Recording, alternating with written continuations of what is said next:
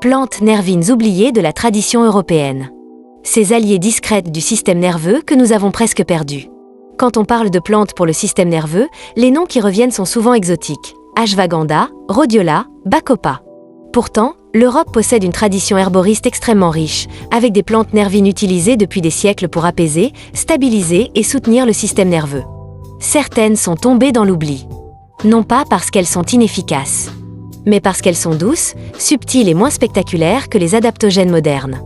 Et pourtant, c'est parfois précisément cette douceur qui les rend pertinentes dans le contexte actuel. Qu'est-ce qu'une plante nervine ? Une plante nervine agit sur le système nerveux. Mais toutes les nervines ne fonctionnent pas de la même manière. On distingue généralement les nervines calmantes, les nervines toniques et les nervines tropho-restauratrices. Les calmantes apaisent l'agitation. Les toniques soutiennent en cas de fatigue nerveuse. Les tropho-restauratrices nourrissent le système nerveux sur le long terme. La tradition européenne utilisait déjà ces catégories bien avant que la neurobiologie moderne ne les explique. Pourquoi ces plantes ont-elles été oubliées ?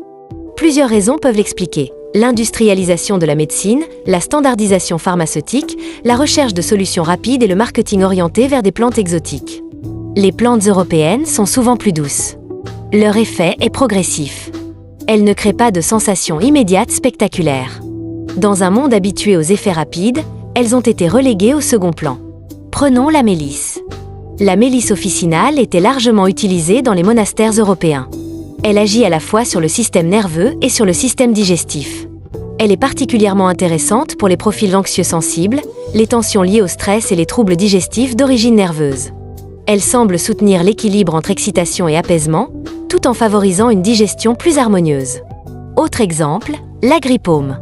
Moins connue aujourd'hui, elle était utilisée pour les palpitations liées au stress, les états d'agitation émotionnelle et les tensions nerveuses. On l'appelait parfois la plante du cœur. Pourquoi ? Parce que le système nerveux et le rythme cardiaque sont étroitement liés.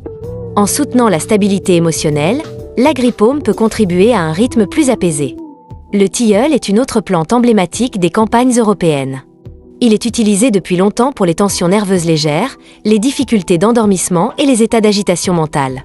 Son action est douce. Il ne force pas le sommeil. Il accompagne la transition vers le repos. Dans un contexte moderne de surcharge cognitive, cette douceur est précieuse. La scutellaire européenne, moins connue que sa cousine américaine, était employée pour l'irritabilité, l'agitation chronique et la tension nerveuse persistante. Elle est souvent considérée comme une nervine tropho-restauratrice. Cela signifie qu'elle ne se contente pas d'apaiser temporairement, mais qu'elle soutient la stabilité sur la durée. Pourquoi ces plantes sont-elles pertinentes aujourd'hui ? Le stress moderne est souvent chronique, mental, diffus et lié à la surcharge cognitive. Il ne s'agit pas toujours d'un choc brutal, mais d'une activation prolongée. Dans ce contexte, les plantes trop stimulantes peuvent parfois accentuer l'agitation. Les nervines européennes offrent une alternative plus régulatrice. Elles ne cherchent pas à stimuler davantage. Elles favorisent la stabilité. Ces plantes fonctionnent mieux lorsqu'elles s'inscrivent dans une approche globale incluant un sommeil cohérent, une respiration consciente, une alimentation adaptée et une réduction des stimulants excessifs. Elles ne remplacent pas une hygiène de vie. Elles soutiennent le terrain. Imaginons une personne présentant une tension nerveuse chronique, un sommeil léger et une digestion perturbée par le stress. Une approche pourrait inclure une infusion de mélisse en fin de journée, du tilleul en transition vers le sommeil et de l'agrippaume en cas de palpitations liées au stress. Le tout accompagné d'un travail sur la respiration et la réduction de la surcharge sensorielle. La régulation devient alors progressive, stable et cohérente. Les plantes nervines européennes ne sont pas dépassées. Elles sont simplement plus subtiles. Dans un monde de stimulation permanente, la subtilité devient une force. Ces plantes ne cherchent pas à forcer le système nerveux. Elles l'accompagnent vers un équilibre. Redécouvrir ces traditions, c'est réapprendre une forme de régulation douce. Et parfois, dans la complexité moderne, c'est précisément ce dont le système nerveux a le plus besoin.